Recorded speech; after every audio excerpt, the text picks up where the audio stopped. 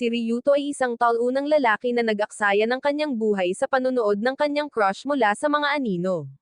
Gayunpaman, nagbago ang lahat nang mapilitan siyang umamin sa kanya matapos matalo sa isang taya, na nagbukas ng pagkakataon.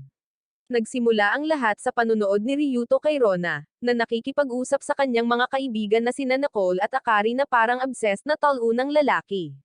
Pakiramdam niya ay mapalad siya na naligay sa parehong klase sa kanya, dahil ngayon ay magkakaroon siya ng higit pang mga mental na imahe para sa kanyang pang-araw-araw na mga sesyon. Habang pinapanood siya at namumula na parang tulala, narinig niya ang tatlong walang silbing mga lalaki na nag-uusap kung paano nila gustong i-date si Rona. Kahit papaano ay naniwala ang tatlo na mahalaga sila sa kwento, at magkaroon ng pagkakataong makipag-date kay Rona. Ayon sa isa sa kanila, si Rona ay nagpapalit ng nobyo tulad ng pagpapalit niya ng kanyang wardrobe, dahil hindi siya makontento sa isang lalaki ng napakatagal. Hindi na nagulat si Ryuto sa kanilang sinabi dahil narinig na niya ito mula pa noong unang taon nila, at sa totoo lang, wala siyang masyadong pakialam dito. Hindi niya nakita ang pangangailangan, dahil ang isang masamang talunan na tulad niya ay hindi kailanman magkakaroon ng pagkakataon sa 1,000,000 taon na kaibiganin si Rona. Habang sumagi sa kanyang isipan ang ideyang ito, napagtanto niya na ang tanging nakausap niya sa paaralan ay ang kanyang mga kapwa talunan na sina Makino at Rico. Pagkatapos, humarap sa kanya si Rona at tinanong kung pwede niyang hiramin ang lapis niya, na ikinagulat niya. Habang ginagamit niya ang lapis, napansin niya na ang kanyang mga asset ay talagang nakakaagaw pansin. Ang maruming pag-iisip niya ay nagnanais na hawakan ito, ngunit ang kanyang katwiran ay pumalit, at siya ay umiling upang alisin ang mga kaisipang iyon. Nang matapos ni Rona ang kanyang lapis, nagpasalamat siya at ibinalik iyon sa kanya na may ngiti na nagpa-fall sa kanya ng todo. Kinabukasan sa panahon ng tanghalian, habang tinatalakay nila ang live stream ng video game na pinanood nila noong nakaraang araw, hindi nagtagal ay nalipat ang kanilang pag-uusap sa kanilang paparating na pagsusulit, na naging dahilan upang malungkot ang mga lalaki dahil maaaring bawiin ng kanilang mga magulang ang kanilang mga pribilehiyo sa paglalaro kung sila ay bumagsak. Sinikap ni Ryuto na tiyakin sa kanila na magiging maayos ang lahat, ngunit hindi nagtiwala ang mga lalaki sa kanyang mga salita dahil palaging maganda ang kanyang mga marka. Dahil dito, idineklara nila na kung sino ang may pinakamataas na marka pagkatapos ng mga pagsusulit ay kailangang gawin ang anumang sinabi ng taong may pinakamababang grado. Pagkalipas ng ilang araw, natanggap nila ang kanilang mga graded na papel, at gaya ng inaasahan mo, ang chubby gay na si Rico ang may pinakamababang marka. Dahil si Ryuto ang may matataas na grado, ipinaalala nila sa kanya ang kanilang kasunduan, at sinabi ni Rico na ang parusa niya ay ang magtapat ng kanyang nararamdaman sa babaeng gusto niya. Ito ay dahil gusto nilang malaman ni Ryuto kung ano ang ibig sabihin ng hit rock bottom, at kung ano ang mas mahusay na paraan upang gawin iyon kaysa sa malupit na tanggihan siya ng isang babae. Sinubukan ni Ryuto na mga tuwiran sa kanila, ngunit tumanggi sila at iginiit na gawin niya ito. Walang pagpipilian, nag-iwan ng note si Ryuto sa locker ni Rona, na humihiling sa kanya na makipagkita sa kanya sa likod ng gusali ng paaralan pagkatapos ng mga klase. Habang hinihintay niya siya, nagtago ang kanyang mga kaibigan sa likod ng ilang mga palumpong upang panoorin ang kanyang kahihiyan. Hindi nagtagal ay dumating si Rona, na mukhang kamukha ni Aya ng Bani, at tinanong si Ryuto kung ano ang gusto nitong pag-usapan sa kanya, na nagparamdam sa kanya ng kaba. Gayunpaman, kahit na medyo nauutal siya at halos mabasa ang kanyang pantalon, nagawa niyang sabihin na gusto niya ito. Para sa kanya, hindi tinitingnan ni Rona si Ryuto na parang kasuklam-suklam na basura at tinanong pa kung ano ang nagustuhan nito sa kanya. Nahihiyang sagot ni Ryuto na gusto niya siya dahil cute siya, na hindi niya inaasahan na sasabihin niya kaya namula siya. Nang hindi ito umimik ng ilang sandali, pinaghandaan ni Ryuto ang kanyang sarili sa pagtanggi sa kanya ngunit nagulat siya nang sabihin niyang gusto niya itong i-date. Ang dahilan niya ay libre siya sa sandaling ito, kaya bakit hindi? Iniisip ni Ryuto kung nananaginip ba siya, at sinabi sa sarili na kung siya nga ay hindi na niya gugustuhing magising pa. Sa isa pang tala, hinimatay sina Rico at Makino dahil sa pagkabigla matapos masaksihan ang pagsisimula ng relasyon ni Ryuto sa pinakamaganda na babae sa paaralan. Habang nagsimulang maglakad pauwi ang dalawa, halos lumabas sa katawan ni Ryuto ang puso niya dahil sa bilis ng tibok nito. Natatakot siya na aminin nito na pinagtritripan siya nito, at sinabi lang niyang oo sa kanya para maramdaman niya ang pagnanais sa unang pagkakataon sa kanyang kalunos-lunos na buhay. Gayunpaman, hindi iyon ginawa ni Rona at masayang kinausap siya na parang hindi sila ganap na estranghero kalahating oras na ang nakalipas. Pagod na malunod sa kawalan ng katiyakan, tinanong ni Ryuto si Rona kung bakit siya pumayag na lumabas kasama ang lalaking talunan na tulad niya. Sinabi niya sa kanya na alam niyang hindi siya gusto nito, dahil nalaman lang niya ang tungkol sa kanyang pag-iral nang matanggap niya ang kanyang tala. Ipinunto ni Rona na wala rin siyang masyadong alam tungkol sa kanya. Gayunpaman, idinagdag niya na medyo nagustuhan niya ito, na ikinagulat niya, kaya tinanong niya kung ano ang ibig niyang sabihin doon. Ipinaliwanag ni Rona na nagustuhan niya siya dahil nagustuhan niya ito, na sa totoo lang ay nagpatunog sa kanya na parang talunan at nag-iisip sa kanya kung iyon ang dahilan kung bakit naniniwala ang mga tao na easy to get siya. Sinubukan ni Ryuto na ipaliwanag ang kanyang sarili, ngunit pinutol niya ito, sinabing mayroon siyang respeto sa sarili at hinding-hindi sasagutin ng oo ang isang lalaking hindi nagto-toothbrush, or hindi nagpupunas ng kanyang pawis sa likod. Gayunpaman, idinagdag niya na nakakatuwang marinig ang isang tao na nagsasabing, gusto kita, kahit na sila ay talagang talunan. Dahil dito, sinabi ni Ryuto na mababaw lang ang pagkagusto sa isang tao sa kadahilanang iyon, ngunit sinabi sa kanya ni Rona na hindi ito mahalaga. Sa kanyang pananaw, kahit na nagsimulang mag-date ang dalawang tao sa mababaw na dahilan, sa kalaunan ay magugustuhan nila ang isa't isa pagkatapos ng mahabang panahon na magkasama. Sa kasamaang palad, hindi siya pinalad na makipag-date sa sinuman hanggang sa punto kung saan nagsimula siyang mahulog sa kanila.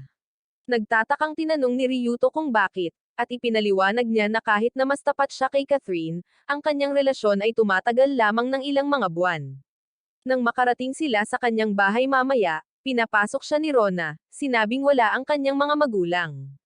Kinabahan si Ryuto nang makarating sila sa kanyang kwarto, dahil ito ang unang beses na nakapasok siya sa kwarto ng isang babae. Nagdahilan si Rona na kumuha sila ng maiinom, iniwan si Ryuto mag-isa sa kwarto para tumambay. Noong una, ayaw niya, pero parang sa pusa, mas naunahan siya ng curiosity niya. Habang pasulyap-sulyap siya sa paligid, napansin niyang bahagyang nakabukas ang isa sa kanyang mga drawer at parang napilitang makita ang loob. Nang sinimulan na niya itong buksan, pumasok si Rona, na ikinagulat niya at naging sanhi ng pagtama niya ng daliri sa paa sa tokador. Sa kabutihang palad, hindi siya naghinala ng anuman at humingi ng paumanhin sa pag-iwan sa drawer na nakabukas. Pagkatapos ay naglabas si Rona ng isang damit mula sa itaas, na ikinaluwag ng kanyang pakiramdam na hindi ito ang kanyang underwear drawer na kanyang tiningnan. Sa kalaunan, kinuha ni Rona ang isa sa mga inumin at umupo sa kanyang kama, sinabihan si Ryuto na gawin din ito, ngunit nag-alinlangan siya habang nakatitig sa kanya na parang tulala at pinag-iisip ang gawin ang hinihiling nito. Ipinagpalagay ni Rona na ito ay para sa ibang dahilan. Tinanong niya kung gusto niyang maligo, na isang kakaibang tanong, kaya nanatili itong nakatitig sa kanya. Nang tanggalin ni Rona ang butones ng kanyang uniforme, naramdaman ni Ryuto na tumaas ang kanyang mini asset. Habang nanonood, iniisip niya kung gaano kalambot ang kanyang mga asset. Iniisip din niya kung iyon na ba ang araw na makikita niya sa wakas kung ano ang hitsura ng kuweba ng isang babae. Gayunpaman, hiniling ni Ryuto sa kanya na ihinto ang kanyang ginagawa upang matiyak na hindi niya mapagkakamalan ang mga senyales nito. Kinumpirma ni Rona na siya ay nag-aalis ng uniforme para makapagsimula sila at tinanong kung ayaw niyang gawin ito. Tiniyak ni Ryuto na wala siyang ibang gusto kundi ang pumasok sa kanyang Wonder Cave, ngunit ipinunto na masyadong maaga sa kanilang relasyon para mangyari iyon. Talagang nagulat si Rona sa kanyang tugon, dahil ang kanyang mga dating kasintahan ay laging handang tumalon sa kanyang mga asset sa tuwing sila ay nag-iisa. Naniniwala siyang tungkulin niya na ibigay ito sa kanyang kasintahan sa tuwing hihilingin nito, para hindi siya nito iiwan para sa iba. Dahil dito, napagtanto ni Ryuto na nakipaghiwalay sa kanya ang mga naging nobyo ni Rona dahil nainip sila matapos itong matamaan ng ilang beses. Nasasaktan siyang isipin na ang gusto lang nila ay ang katawan niya, na nagpapatunay na ang ilang mga lalaki ay talagang mga mababang buhay na talunan, na nag-iisip lamang ng kanilang mga sarili. Determinado siyang maiba, sinabi ni Ryuto sa kanya na mag-iibigan lang sila kapag handa na siya at may tunay na nararamdaman para sa kanya. Gayunpaman, habang sinasamahan siya nito sa kalsada, hindi niya maiwasang madama na parang napalampas niya ang isang panghabang buhay na pagkakataon, sa pamamagitan ng pagtanggi sa kanyang alok na bumuo ng pag-ibig. Iyon ay, hanggang sa aminin niya na iba siya sa kanyang mga ex at sinabing inaabangan niya ang takbo ng kanilang relasyon. Kinabukasan sa paaralan, nakatagpo ni Ryuto ang kanyang mga kaibigan sa rooftop at ipinaalam sa kanila na tinanggihan niya ang alok ni Rona na makipag-love session. Nang tanungin nila kung ano ang nangyari sa kanya, ito ang dahilan kung bakit tinawag siya ng mga lalaki na isang talunan at tinanong kung hindi ba siya pagod sa sobrang trabaho sa kanyang kanang kamay. Ikinatwiran ni Ryuto na kailangan niyang maghanda. Itinuro sa kanya ni Rico kung paano karaniwang kaalaman para sa mga lalaki na maglakad-lakad na may supot sa kanilang mga bulsa. Sinabi ni Ryuto na tinutukoy niya ang kanyang emosyonal na kahandaan, na nagtanong sa mga lalaki kung siya ay isang uri talaga ng talunan. Itinuro nila na ang isang hindi sikat, physically na hindi attractive na tulad niya ay walang isip para sa pagpapalipis ng kanyang tanging pagkakataon upang makapagsesyon. Tiniyak ni Ryuto sa kanila na magkakaroon siya ng isa pang pagkakataon na ilagay ang kanyang joystick sa asset ni Rona, ngunit hindi iyon inisip ng mga lalaki. Sinabi nila sa kanya na kailangan niyang maging pinaka-delusional na tao sa mundo, kung talagang naniniwala siya na ang isang tulad ni Rona ay patuloy na makikipag-date sa isang walang silbing talunan na tulad niya. Pagbalik ni Ryuto sa klase, tuwang-tuwang nilapitan siya ni Rona at sinimulang sabihin sa kanya ang tungkol sa panaginip niya noong nakaraang gabi. Habang nakikinig si Ryuto sa kanya, narinig niyang pinag-uusapan siya ng kanilang mga kaklase, kaya hindi siya komportable habang kinukutya nila ang reaksyon niya sa pakikipag-usap sa kanya ni Rona. Ang masama pa nito, napansin niya ang matalik na kaibigan ni Rona, si Nicole, na binigyan siya ng death glare. Sa takot, binigyan niya ng dahilan si Rona tungkol sa pagkakaroon ng assignment na dapat tapusin at saka tumakbo. Sa paglipas ng mga araw, mas sinimulan siyang kausapin ni Rona sa paaralan, na nagbigay sa kanya ng masamang tingin mula sa kanilang mga kaklase, lalo na kay Nicole. Sa bandang huli, hindi na niya nakayanan, kaya tinawag niya si Rona sa isang tahimik na lugar at tinanong kung may nasabi ba siya tungkol sa kanilang relasyon. Sumagot siya na sinabi lang niya kay Nicole dahil besties sila at tinanong kung may pinagsabihan din siya, na sinagot niya na sinabi niya kay Rico at Makino. Pagkatapos ay sinabi ni Ryuto sa kanya na hindi niya gusto ang lahat ng atensyon na nakukuha niya sa tuwing kausap siya nito, at iminungkahi na mag-usap sila sa labas ng paaralan or tumambay sa katapusan ng linggo upang mabawi ang nawawalang oras. Nang marinig ni Rona ang salitang weekend, inisip niya na ito ay para makapag-date sila, kaya sinabi niyang libre siya nitong Sabado. Noong gabing iyon, habang sinubukan ni Ryuto na maghanap online para sa isang lugar na madadalhin niya kay Rona sa kanilang date, nag-FaceTime siya at tinanong niya ito kung saan sila pupunta. Nagsimulang mag-adlib si Ryuto at may sinabi tungkol sa mga pelikula, ngunit nang tanungin ni Rona kung anong pelikula ang nasa isip niya, hindi siya nakasagot. Pagkatapos ay tinanong niya kung bakit niya yaya siya nitong makipag-date, at sinabi ni Ryuto na ito ay dahil gusto niya itong mas makilala pa. Inamin niya na wala siyang plano para sa kanilang date, at sinabi niyang wala siyang balak gawin ang anumang gusto nito. Iyon ang unang pagkakataon na may isang lalaki na nagsabi ng ganoon kay Rona, na ikinatuwa niya. Kaya nangako siyang ipapakita sa kanya ang mga bagay na nagustuhan niya sa date nila. Nang ibinaba niya ang tawag, nagsimulang mag-isip ang ating bida kung dadalhin niya ba siya sa isang hotel para kunin ang kanyang cherry on top. Nakuha niya ang sagot niya noong Sabado nang dalhin siya nito sa mall, dahil gusto niyang mamili hanggang sa pumayag siya. Pakiramdam ni Ryuto ay wala sa lugar ang mga binisita nilang tindahan, ngunit tiniis niya ito dahil mahilig siyang manood kay Rona na mag-shopping. Makalipas ang ilang oras, natapos na silang mamili, pumunta sa isang kafe para sa inumin, at nag-usap. Tinanong ni Rona si Ryuto kung natutuwa ba siya, at sinabi niyang oo, dahil maaari niyang panoorin siya at malaman kung ano ang mga gusto niya, tulad ng isang tunay na alpha male. Inamin niyang masaya siya kapag nakikita siyang masaya, kaya hindi niya alintana na buong araw siyang kinaladkad nito sa mall. Pagkatapos, nakatanggap si Rona ng tawag mula kay Nicole, na nagtanong kung kamusta ang date nila. Nang marinig ni Ryuto na iyon ang tanong ni Nicole, natarante siya, dahil sigurado siyang tutol si Nicole kay Rona na lumabas kasama ang isang kaawa-awang talunan na tulad niya. Hindi nagtagal ay nagsimula siyang mag-alala na si Rona ay magsawa sa kanyang taunang sarili, at itapon siya para sa isang taong kamukha ni Alden Richards. Noong araw na iyon, tumindi ang pakiramdam dahil tinext niya si Rona at hindi ito nagre-reply. Sa pagkakaalam niya, laging hawak ni Rona ang phone niya kaya kung hindi siya nagre-reply sa mga text messages nito ay dahil nag-ghosting na ito sa kanya. Ang lumala pa, sinimulan ni Ryuto na isipin si Rona na may kasamang iba. Kaya para maabala ang sarili, nanood siya ng live stream mula sa paborito niyang gamer, si Boss Dogs. Kinabukasan, pagdating ni Ryuto sa paaralan, nakatanggap siya ng text mula kay Rona na humihiling sa kanya na pumunta sa parke sa tabi ng istasyon. Ang unang pumasok sa isip niya ay makikipaghiwalay na ito sa kanya. Sa kanyang pagpunta sa parke, sinubukan niyang kumbansihin ang kanyang sarili na ayos lang siya kung gusto niyang tapusin ang mga bagay-bagay. Gayunpaman, pinagsisihan niya na hindi man lang siya nagkaroon ng sesyon sa kanya. Sa wakas, nakarating siya sa parke at sinubukang magbigay ng talumpati kay Rona kung gaano siya nagpapasalamat na naisip pa niyang makipag-date sa isang talunan na tulad niya noong una. Bago niya mailabas ang mga salita, ipinakita sa kanya ni Rona ang kanyang bagong case ng telepono. Nagsimula siyang magsalita ng masigla tungkol sa kung paano siya pumila upang makuha ito, dahil ito ay isang limitadong edisyon at mabibili lamang ng isa bawat tao. Nang kumuha siya ng isa pang case ng telepono na katulad ng sa kanya mula sa kanyang bag at ibinigay ito sa kanya, nagulat si Ryuto. Tinanong niya kung paano niya ito nakuha dahil isa lang ang ibinebenta kada tao. Sinabi niya sa kanya na hiniling niya kay Nicole na maghintay sa linya kasama niya. Sinabi rin niya sa kanya na nalobat ang kanyang baterya habang naghihintay sa pila, kaya nakita niya ang kanyang mensahe nang siya ay umuwi.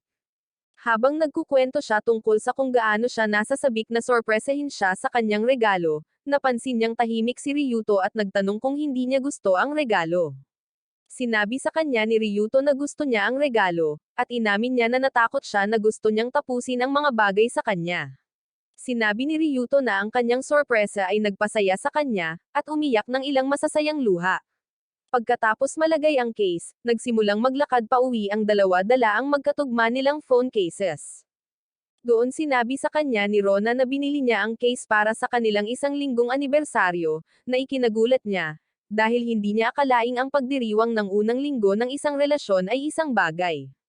Humingi siya ng paumanhin nang sabihin niyang nag-alala siya sa unang reaksyon niya sa regalo. Ipinaliwanag ni Ryuto na ang kanyang takot na ma-reject ay talagang nagpa-trauma sa kanya, at sa wakas ay isiniwalat kung bakit siya palaging nasa gilid tungkol sa kanilang relasyon. Ipinagtapat na niya ang kanyang nararamdaman sa babaeng nagustuhan niya noong middle school, ngunit tinanggihan at na-friendzone siya ng babae. Matapos mangyari iyon, nawalan siya ng tiwala sa pagtaas ng kakayahan, kaya lumayo siya sa mga babae. Hiniling sa kanya ni Rona na magpasalamat sa dati niyang crush, dahil hinding-hindi niya ito makakasama kung hindi siya nito tinanggihan. Sinabi sa kanya ni Ryuto na hindi ito mahalaga dahil ang pag-ibig sa middle school ay hindi nagtatagal, ngunit sinabi ni Rona na hindi ito totoo. Inihayag niya na ang kanyang mga magulang ay umibig sa middle school at nagpakasal pagkatapos ng high school. Nang sinabi niyang gusto niyang maranasan ang ganoong uri ng pag-ibig, isang sports car ang dumaan sa kanila, na nakakuha ng kanilang atensyon. Nagkomento si Rona na ito ay isang cool na kotse, at nang hindi nag-iisip, nagsimulang maging madaldal si Ryuto, na nagsasabi sa kanya tungkol sa mga tampok ng kotse. Hindi nagtagal ay napagtanto niya ang kanyang ginagawa nang mapansin niyang natamimi si Rona, kaya humingi siya ng paumanhin sa pagdadaldal. Sinabi sa kanya ni Rona na humanga siya sa kung gaano siya karunong tungkol sa mga kotse. Pagkatapos ay ikinumpara ni Rona ang kanyang sarili sa isang sports car, sinabi niyang nauna siya dahil gusto niyang maging katulad ng kanyang mga magulang. Ang kanyang desperasyon na mabilis na maging adult ang dahilan kung bakit nagkaroon siya ng napakaraming karanasan sa pakikipag-date. Gayunpaman, ang pamumuhay sa fast lane ay hindi kailanman nakatulong sa kanya, at hindi rin ito nakatulong sa kanyang mga magulang dahil nagdiborsyo sila ilang taon pagkatapos ng kanilang kasal. Nang magsimula siyang magsalita tungkol sa kung gaano siya ka-immature at kaina, pinakiusapan siya ni Ryuto na huwag magsalita ng masama sa sarili. Aniya, bukod sa mabilis, ginawa ang mga sports car para maging masaya ang biyahe. Ginamit niya ang kanyang mga pagkakaibigan at mga relasyon upang maibalik ang kanyang punto, at idinagdag na gusto niya ang sports car. Ibinalik nito ang ngiti sa mukha ni Rona, at ipinahayag niya na patuloy siyang mabubuhay sa kanyang pinakamagandang buhay. Pagkatapos nito, hinamon niya si Ryuto sa isang karera at nagsimulang tumakbo. Kinabukasan, ipinakilala ng homeroom teacher ang isang bagong estudyante sa klase. Ang bagong kaklase ay si Marie, ang babaeng nagustuhan ni Ryuto noong middle school. Hindi makapaniwala si Ryuto dahil ang biglaang plot twist na ito ay wala sa kanyang bingo card sa taong ito. Gayunpaman, hindi ito mahalaga dahil mayroon na siyang kasintahan at siguradong hindi siya maaalala ni Marie.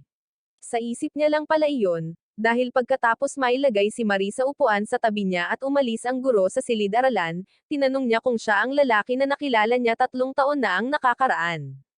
Kinumpirma ni Ryuto na siya nga, na napapasaya kay Marie na may pamilyar na mukha sa paligid niya. Gayunpaman, si Ryuto, sa kabilang banda, ay hindi natuwa at nagpa siya na pinakamahusay na lumayo sa kanya upang maiwasan ang mga tukso. Nang matapos ang klase sa araw na iyon, lumabas ng klase si Ryuto na parang magnanakaw upang hindi makita ni Marie. Pagkasara pa lang niya ng pinto ay biglang sumulpat si Nicole sa harapan niya. Nagdulot sa kanya ng panik ang mukha nito, kaya natatakot nitong tinanong kung ano ang gusto nito sa kanya, at sinabi ni Nicole na gusto siyang makausap. Pumunta sila sa malapit na burger place, kung saan tinanong niya kung alam niyang birthday ni Rona sa susunod na linggo. Nang makita niya ang pagtataka sa mukha nito, nagalit siya at hiniling na malaman kung seryoso siya kay Rona. Sumumpa si Ryuto na siya nga, ngunit ipinagtanggol niya na kung siya nga, alam niya dapat ang tungkol sa kanyang kaarawan, na sinasabing iyon ang isa sa mga unang bagay na dapat niyang itanong kay Rona noong nagsimula silang mag-date. Mabilis na humingi ng tawad si Ryuto sa pagiging walang silbing kasintahan, kaya kumalma siya at sinabing dapat niyang ipagdiwang ang kaarawan ni Rona. Pagkatapos ay tumayo si Nicole para umalis, ngunit nakiusap si Ryuto sa kanya na manatili dahil gusto niyang sabihin nito sa kanya kung ano ang gusto ni Rona. Sinabihan siya ni Nicole na tanungin si Rona, ngunit ipinaliwanag niya na gusto niya itong sorpresahin sa paraan ng pagseprese nito sa kanya para sa kanilang anibersaryo. Nag-isip si Nicole ng ilang segundo at pumayag na manatili. Pero may nagpicture sa kanila sa labas habang umupo siya. Nang dumating si Ryuto sa istasyon ng tren kinabukasan, nagulat siya nang makitang naghihintay sa kanya si Rona. Nang tanungin niya kung bakit siya naroroon, sinabi ni Rona sa kanya na pumunta siya dahil gusto niyang makipag-usap sa kanya tungkol sa isang bagay. Pagkatapos ay ipinakita niya sa kanya ang mga mensahe mula sa isang group chat, kung saan nakapost ang larawan nila ni Nicole, at tinanong kung nagtutiming siya sa kanyang matalik na kaibigan. Sa halip na oo or hindi, tinanong niya kung libre siya ngayong linggo dahil gusto niyang ipagdiwang ang kanyang kaarawan kasama niya. Napatitig sa kanya si Rona na malapad ang bibig dahil hindi siya makapaniwalang nakipagrelasyon siya sa isang talunan na lalaki. Gayunpaman, mabilis niyang hinayaan ito nang banggitin nito na sinabi sa kanya ni Nicole ang tungkol sa kanyang kaarawan, na nagpaunawa sa kanya na nagkita sila sa kadahilanang iyon. Pagkatapos ay humingi si Rona ng paumanhin sa hindi direktang pagtawag sa kanya na isang two-timer. Pagkatapos, umalis na siya papuntang paaralan. Nang sa wakas ay dumating ang linggo, ginulat ni Ryuto si Rona sa pamamagitan ng pagdala sa kanya sa isang shopping district na pinangalanang Harajuku. Sinabi sa kanya ni Nicole na magiging masaya si Rona kung dadalhin siya roon, at natutuwa siyang sumunod dito. Pumunta sila sa isang bubble tea shop dahil naalala ni Ryuto na sinabihan siya ni Nicole na gusto ito ni Rona. Matapos siyang bigyan ng inumin, tinanong ni Rona si Ryuto kung magkano ang ibabayad niya para mabayaran niya ito, ngunit sinabi niya sa kanya na ito ang kanyang libre. Habang iniinom niya ang kanyang bubble tea, inilabas ni Ryuto ang isang chart at tinanong kung ano ang iniisip niya tungkol sa inumin. Binisita ni Ryuto ang bawat tindahan ng bubble tea sa lugar noong linggong iyon, at natikman ang bawat lasa ng bubble tea na maaari niyang sikmurain para pumili ng pinakamasarap. Pagkatapos ay sinabi sa kanya ni Rona na masarap ang kanyang bubble tea, at tinanong kung bakit siya nagsusulat sa chart, ngunit hindi niya pinansin ang tanong nito at nagsimulang magsalita tungkol sa iba't ibang lasa ng bubble tea na maaari niyang subukan. Agad siyang tumahimik nang mapagtantong nawala sa kalawakan ng isip ni Rona dahil hindi maintindihan ng laki ng utak nito ang sinasabi nito. Nang mawala si Rona sa kanyang pagkatulala, tinanong niya si Ryuto kung mahilig ba siya sa bubble tea kaya nalaman niya ang tungkol sa kanila. Inamin ni Ryuto na nalaman niya ang tungkol dito dahil sinabi sa kanya ni Nicole na mahilig siyang uminom ng bubble tea, at gusto niyang matikman niya ang pinakamasarap. Nagulat si Rona na naranasan niya ang lahat ng problemang iyon para sa kanya, ngunit nagpasalamat siya dahil siya ang unang taong gumawa ng ganoon para sa kanya. Sa natitirang bahagi ng kanilang date, binisita nila ang karamihan sa mga tindahan ng bubble tea na nasa chart ni Ryuto, at nang makarating sila sa huli, sobrang busog na ni Ryuto. Inalok siya ni Rona ng isang higop mula sa kanyang inumin, at pagkatapos niyang uminom mula sa straw, binawi niya ang tasa at uminom mula rito. Pagkatapos ay sinabi niya sa kanya na ito ay isang hindi direktang kiss, na naging sanhi ng kanyang pamumula na parang kamatis habang siya ay tumatawa. Sa kabila nito, masaya si Ryuto na maghapong kasama ang kanyang kasintahan. Kinagabihan, habang naglalakad sila pauwi, may nakita silang magjowa na nagpapalitan ng mga regalo, na nagpaalala kay Ryuto na hindi pa niya nabibigyan ng regalo si Rona. Inilabas niya ang kanyang wallet, ngunit nang tumingin siya sa loob, nadismaya siya dahil naubos na niya ang lahat ng pera niya at naiwan na lamang ang 1,000 yen. Humingi siya ng tawad kay Rona at ipinaliwanag na gusto niya itong bilhan ng isang bagay na gusto niya, ngunit hindi niya magawa iyon ngayon dahil wala siyang pera. Sinurpresa siya ni Rona sa pagkuha ng kanyang chart, at sinabing gusto niya ito bilang regalo niya dahil ginawa niya ito dahil sa kanya. Nangako siyang hahawakan ito ng mabuti para magagamit nila ito sa ibang pagkakataon. Nagpunta sila sa isang bubble tea date, at nagpasalamat sa kanya sa ginawang memorable na kanyang kaarawan. Kinabukasan pagdating ni Ryuto sa paaralan, nakarinig siya ng mga chismis na palaging pinapasaya ni Rona ang kanyang kasintahan sa kanilang mga date at pagkatapos noon, itinatapon niya ito para sa susunod na magagamit na ATM. Dahil iba ang chismis na ito sa nakasanayan niya, nagtaka si Ryuto kung sino ang nagkakalat nito. Noong lunch break, nasa rooftop si Ryuto kasama sina Rico at Makino nang magpakita si Nicole. Nagtakbuhan sina Rico at Makino nang makita nila ang nagbabantang babae, na nagpaisip sa kanya kung ano ang ginawa niya upang maging ganoon ang reaksyon. Gayunpaman, pinili niyang huwag pansinin ang mga ito at sinabi kay Ryuto na narinig niya mula kay Rona na naging maayos ang kanilang date. Sinabi ni Ryuto na dahil ito sa kanya at nagpasalamat sa kanya, ngunit sinabi ni Nicole na hindi siya pumunta upang pasalamatan. Tinanong niya kung narinig niya ang mga chismis, at sinabi niya sa kanya na narinig niya ito ngunit nanumpa siya na hindi siya mananagot para sa mga ito. Sinabi ni Nicole na alam niyang wala siyang kakayahan para gawin iyon, ngunit sinabi niya na siya ay naaasar sa may gumawa nito. Pagkatapos ng klase sa araw na iyon, biglang nagsimulang magsalita si Marie tungkol sa mga chismis na narinig niya tungkol kay Rona. Sinabi niya kay Ryuto na ang isa sa mga naging ex ni Rona ay ang kanyang kaibigan, at sinabi niya sa kanya na pinangunahan siya ni Rona sa buong relasyon nila at palaging inaasahan na siya ang magbabayad para sa kanilang mga date. Ipinagtanggol ni Ryuto si Rona, sinabing sinungaling ang sinabi ng kanyang ex, at pagkatapos ay tinanong si Marie kung siya ang nagsimula ng chismis. Nagpakyut si Marie, at ginawa ang bagay na iyon kung saan ang mga tao ay nagpanggap na sila ay nagkamali kahit na sila ay ganap na mulat sa kanilang desisyon. Gayunpaman, sinabi niya sa kanya na ang mga tao ay may karapatang malaman kung anong uri ng tao si Rona, kaya hindi siya nagkamali sa pagsasabi sa mga tao ng kanyang nalalaman. Nang paulit-ulit niyang sinasabi ang masama tungkol kay Rona, galit na sinabi ni Ryuto sa kanya na itikom ang kanyang bibig at sinabing si Rona ay kabaligtaran ng lahat ng kanyang sinabi. Naaga ng boses niya ang atensyon ng mga nasa klase, ngunit hindi ito pinansin ni Marie at tinanong kung kilala ni Ryuto kung sino ang boyfriend ni Rona mula nang magsalita ito na parang kilala niya ito. Walang gustong sabihin si Ryuto, ngunit patuloy pa rin itong nagpumilit hanggang sa magalit ito at sabihing boyfriend siya ni Rona, na ikinagulat ng lahat. Sabi ng mga nakarinig, nakakaawa at delusional si Ryuto sa pagsisinungaling niya tungkol sa bagay na iyon, pero sinabi sa kanila ni Rona na totoo iyon, na sinasabing may puso siya ng santo dahil iyon ang kinakailangan para magkagusto sa isang taong may mukha ng isang talunan. Dahil narinig nila si Ryuto na nagtatanggol kay Rona kanina, napagpasyahan nilang hindi totoo ang lahat ng chismis sa kabila ng sinabi ni Marie. Inis na tumakbo si Marie palabas ng silid-aralan, ngunit sinundan siya ni Ryuto at nagtanong kung bakit siya nagkalat ng mga kasinungalingan tungkol kay Rona. Sinabi ni Marie na ito ay dahil gusto niyang maging numero uno, at hindi niya kayang kunin sa kanya ng isang pag-andalang na si Rona ang lahat. Ang pinakanakakagulat ay noong isiniwalat niya na siya ang kambal na kapatid ni Rona at sinabing fraternal twins sila. Ipinunto ni Ryuto na magkaiba ang kanilang mga apelyido, kaya ipinaliwanag niya na pagkatapos ng hiwalayan ng kanilang mga magulang, kinuha niya ang apelyido ng kanyang ina at umalis sa bayan kasama niya. Bumalik lang sila para tumira sa lolo niya dahil nakipaghiwalay ulit ang nanay niya. Inamin niya noon na sana hindi na lang siya kapatid ni Rona, dahil namuhay siya sa kanyang anino mula pa noong mga bata pa sila.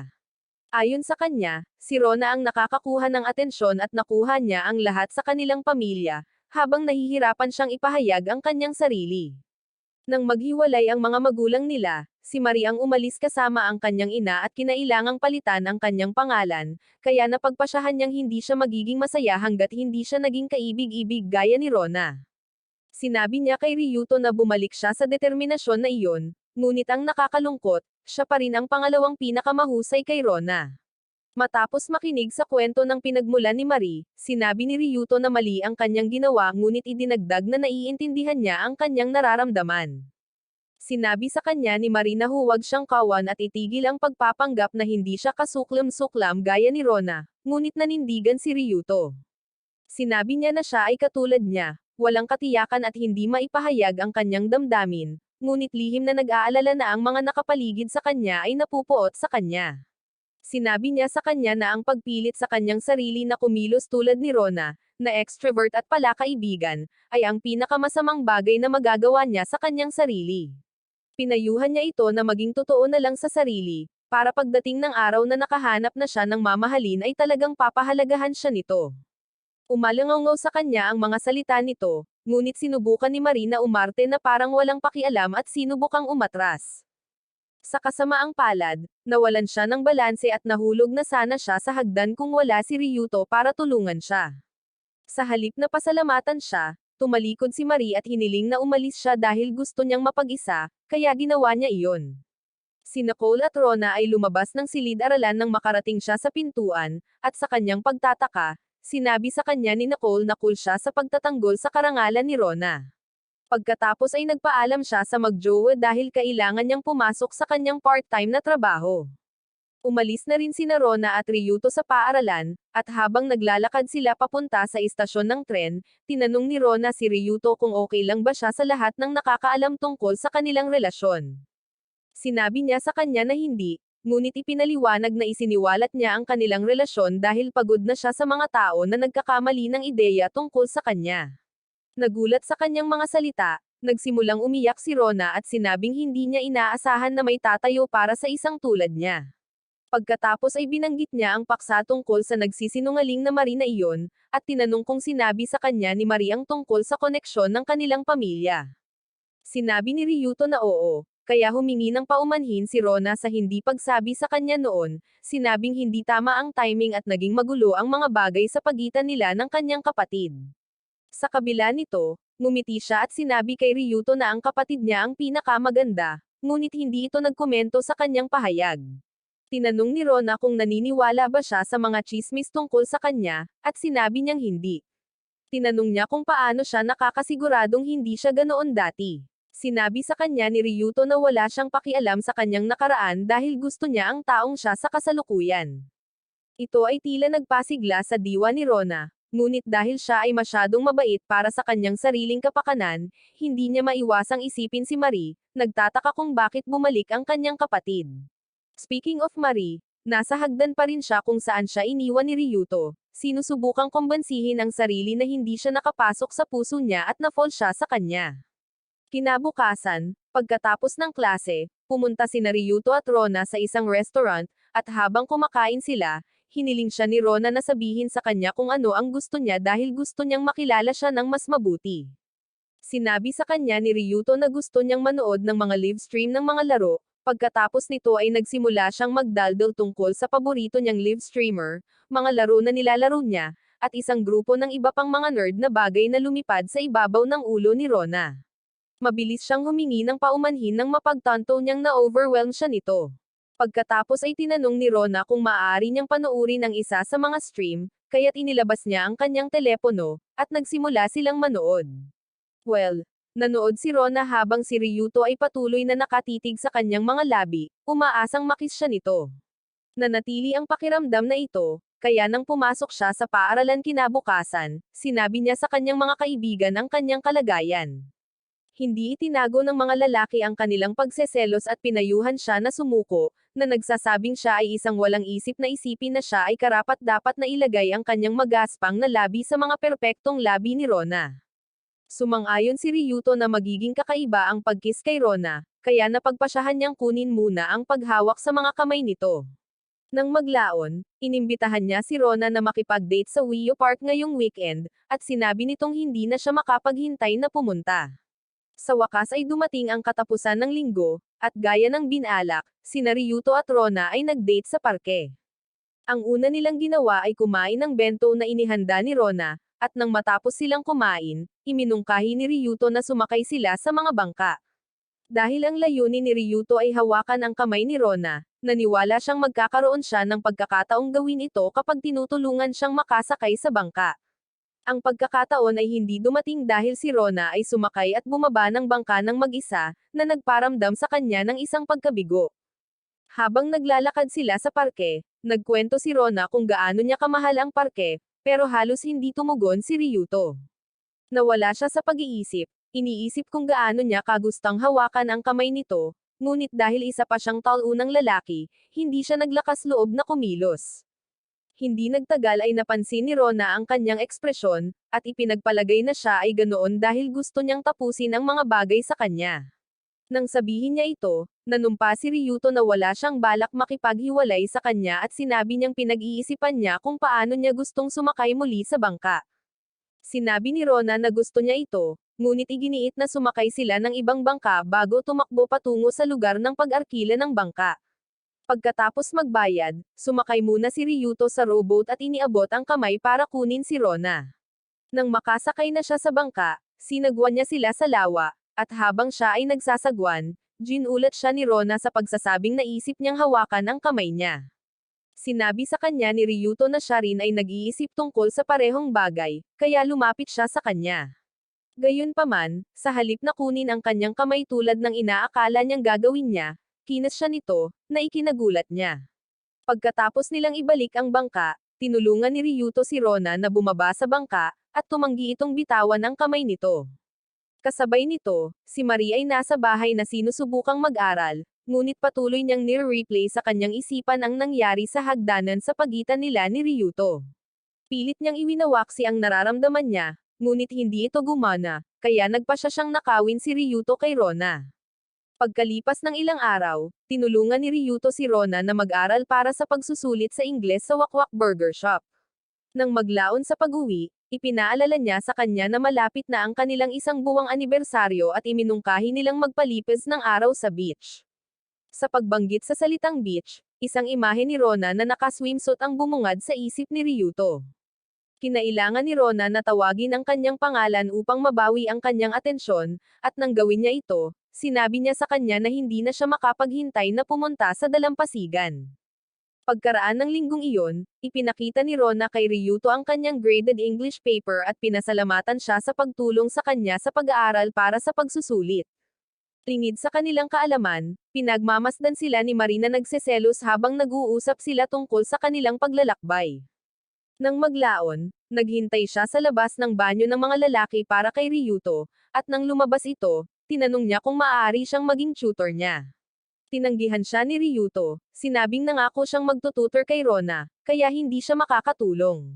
Dahil ayaw niyang kumuha ng simpleng pahiwatig, tinanong ni Marie kung maaari niya itong turuan sa holiday ng tag-init. Gayunpaman, magalang na tinanggihan siya ni Ryuto at iminungkahi na hilingin niya kay Rico na itutor siya sa halip. Sinabi sa kanya ni Marie na hindi niya gusto ang tulong ni Rico at pagkatapos ay hiningi ang kanyang social media account. Pumayag si Ryuto na ibigay ito sa kanya, ngunit nilinaw nito na hindi siya magme-message sa kanya. Sa weekend, habang hinihintay ni Ryuto si Rona na dumating sa istasyon ng tren, nag-text si Marie sa kanya na nagtatanong kung libre ba siyang mag-tutor sa kanya sa ika-23. Sumagot si Ryuto na may prep school siya sa araw na iyon at hindi siya matutulungan, ngunit nag-text siya pabalik na humihiling sa kanya na ipaalam sa kanya kung anong araw siya magiging libre. Bago siya makasagot, dumating si Rona kaya nakalimutan niya ang tungkol sa text. Naalimpungatan si Ryuto sa dalampasigan nang makita niya si Rona na naka-swimsuit, kaya nagpasalamat siya sa mga plot gods dahil biniyayaan niya ang isang taunang lalaki na tulad niya ng isang diyosang tulad ni Rona. Lalong gumanda ang kanyang araw nang hilingin sa kanya ni Rona na maglagay ng sunscreen sa kanyang likod. Ang paghawak sa kanyang makinis at malasutlang balat ay nasa sabik sa kanyang murang pag-iisip, at pinilit niyang huwag kumilos na kakaiba. Sa kasamaang palad, nakita niya itong matalinghaga at napakahirap dahil nagsimulang gumawa si Rona ng mga tunog na parang mga masasayang ingay. Upang maabala ang kanyang sarili, nagsimula siyang mag-multiply ng mga numero sa kanyang ulo hanggang sa matapos niya ang kanyang gawain. Pagkatapos noon, nag-enjoy ang magjowa sa kanilang araw sa dalampasigan bago kumain para mananghalian at mag-usap. Nahihiyang pinuri ni Ryuto ang swimsuit ni Rona, sinabing makakapasa siya para sa isang Miss World competition. Namula si Rona at inamin na nag-shopping siya kasama ang kanyang mga kaibigan para sa perpektong swimsuit. Pumunta pa si Nicole sa kanyang bahay upang gawin ang kanyang mga kuko upang itugma ang kanyang swimsuit, pagkatapos niyang marinig si Rona na pupunta sa beach kasama si Ryuto. Nang itinaas ni Rona ang kanyang mga kamay upang humanga sa kanyang mga kuko, napansin nila ang isang bagyo na humahampas sa ibabaw ng tubig at umalis sa dalampasigan.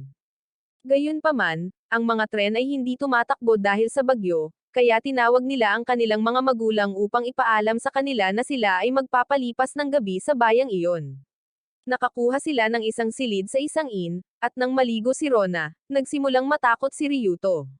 Hindi siya sigurado kung higit pa sa pagtulog ang gagawin nila, kaya nagsimula siyang gumawa ng ilang mga sit-up para mawala ang mga ligaw na kaisipang iyon. Pumasok si Rona at nakita siya, kaya tinanong niya kung naghahanda siya sa kanilang sesyon, ngunit sinabi niya na hindi. Pagkatapos ay umalis si Ryuto upang maligo, at pagbalik niya, inalok siya ni Rona ng tsaa, ngunit natagpuan ni Ryuto ang kanyang sarili na nakatitig sa kanyang mukha. Namula si Rona at nagtanong kung kakaiba ang hitsura niya sa kanyang makeup, at sinabi niya sa kanya na hindi, na nagsasabi na siya ay mukhang mas bata dito. Ang reaksyon nito ay nagpaalala sa kanya kay Marie, at doon niya naalala na hindi siya sumasagot sa text ni Marie. Sa kalaunan, humiga ang magjowa para matulog, at tinanong ni Rona si Ryuto kung gusto niyang gumawa ng isang masamang balak sa kanya. Pinaalalahanan siya ni Ryuto na napagkasunduan nilang maghintay hanggang sa maging handa siya, ngunit sinabi niyang masama ang pakiramdam niya na hayaan siyang matulog na walang sesyon. Sinabi niya sa kanya na huwag mag-alala dahil maaari niyang ayusin ang kanyang sarili, at iginiit na hindi niya ito pipilitin hanggat hindi niya gustong gawin ito. Nag-relax si Rona at inamin na siya ang unang taong naramdaman niyang gustong magkaroon ng matinding bakbakan, kaya sinimulan niya ang kanilang unang kiss. Ipinahayag din niya ang kanyang nararamdaman, at sinabing mas lalo siyang nagustuhan sa bawat araw na magkasama sila. Natuwa si Ryuto sa narinig, kaya muli niyang tiniyak na maghihintay sila hanggang sa lumaki ang nararamdaman nito para sa kanya. Ito ang nagudyok sa kanya na magtanong kung bakit siya palaging mabait sa kanya, at sinabi ni Ryuto sa kanya na ito ay dahil gusto niya siya. Pagkatapos ay humiling siya ng isang yakap, na malugod nitong ibinigay sa kanya, at habang magkayakap sila, sinabi niya sa kanya na inaabangan niya ang kanilang susunod na anibersaryo na magkasama. Kinabukasan, bumalik sa normal ang panahon, kaya umuwi na sila. Matapos ihatid si Rona sa kanyang lugar, nakasalubong ni Ryuto si Nicole pauwi, at niyaya niya itong mananghalian sa restaurant kung saan siya nagtatrabaho. Habang kumakain siya, tinanong niya kung kumusta ang mga bagay sa pagitan nila ni Rona, at sinabi niya sa kanya na nagiging maayos ang mga ito. Pinayuhan siya ni Nicole na huwag guluhin ang mga bagay-bagay, at sinabi sa kanya ang tungkol sa 2 buwang barrier relationship ni Rona. Ipinaliwanag niya na karamihan sa mga ex ni Rona ay niloko siya or ginust bago umabot sa 2 buwan ang kanilang relasyon. Sinabi niya na kahit na tila kalmado si Rona, ang kawawang babae ay nag-aalala ng malala na baka maulit muli ito sa relasyon niya kay Ryuto. Bago umalis si Ryuto sa restaurant, pinanggakuan siya ni Nicole na hindi siya gagawa ng anumang bagay na makakasakit kay Rona. Habang patuloy siya sa kanyang pag-uwi, nakatanggap siya ng tawag mula kay Marie ngunit nagulat siya nang marinig ang boses ni Rona. Sinabi niya sa kanya na siya ay nasa lugar ng kanyang ina at nakipag-usap kay Marie. Gayunpaman, tinawagan niya ito gamit ang telepono ni Marie dahil nalobat ang baterya nito at hiniling na makipagkita sa kanya sa paaralan. Sinabi sa kanya ni Ryuto na hindi siya makakarating dahil pagod siya, ngunit nakiusap si Rona sa kanya na gumawa ng exception para sa kanya, kaya pumayag siyang pumunta. Pagdating niya sa paaralan ay madilim na, pero hindi niya ito pinansin at tinungo na niya ang storage room sa gym gaya ng bilin nito. Doon, nakita niya si Rona na nakatayo sa isang sulok, at nagulat siya sa pagsasabing gusto niya ng isang sesyon dito. Nataranta si Ryuto at inisip kung ang damdamin ng isang tao ay maaaring magbago ng husto sa loob ng isang araw. Lumapit si Rona at niyakap siya, pinapakita kung gaano siya kaseryoso sa paggawa ng sesyon sa kanya. Niyakap siya ni Ryuto pabalik pero biglang umatras, at sinabing hindi siya si Rona kundi si Marie. Tinanong niya kung bakit siya nagpapanggap na kapatid niya, at sinabi niya sa kanya na ito ay dahil gusto niyang matulog sa kanya. Nangako pa siya na papanatilihin ang kanyang disguise sa buong oras habang ginagawa nila ito, ngunit sinabi sa kanya ni Ryuto na hindi siya mahilig sa role-playing. Muli siyang niyakap ni Marie at nakiusap na tumabi sa kanya, na nagsasabi na, hindi tulad ni Rona, maaari niyang bigyan siya ng unang pagkakataon dahil hindi pa nabubuksan ang kanyang asset. Walang sabi-sabing tinitigan siya ni Ryuto kaya't kinuha niya iyon bilang senyales na ipagpatuloy ang pagpapahiya sa sarili sa pagmamakaawa sa kanya. Sa puntong iyon, puno siya ng desperasyon ngunit wala siyang pakialam. Sinabi niya kay Ryuto na magiging side piece siya kung pipiliin siya nito minsan. Dahil naaawa sa kaawa-awang babae sa harapan niya, sinabihan siya ni Ryuto na itigil ang pag-arte na parang nanggaling siya sa red light district. Hiniling ni Marie na malaman kung bakit ayaw niya sa kanya, at sinabi niya na ito ay dahil hindi siya isang two-timer. Idinagdag din niya na hindi magiging patas sa kanya kung gagamitin lang siya nito para sa kanyang katawan, at pinayuhan siya na magkaroon ng kaunting kahihiyan. Maya-maya pa ay may narinig silang papalapit na security guard kaya tumakas sila sa bintana bago pumasok sa kwarto ang lalaki. Pagkalabas ng paaralan, pumunta sila sa isang parke, at habang nakaupo si Ryuto sa tabi ni Marie sa isang bangko, inalis niya ang kanyang wig. Pagkatapos ay tinanong niya kung bakit niya ginawa ang kanyang ginawa, at inamin ni Marie na ito ay dahil mayroon itong nararamdaman para sa kanya, na ikinagulat niya.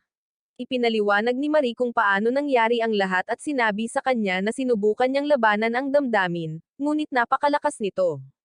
Nang sumunod na sandali, nagsimulang umiyak si Marie at sinabing sa wakas ay naunawaan na niya ang naramdaman niya nang tanggihan siya nito.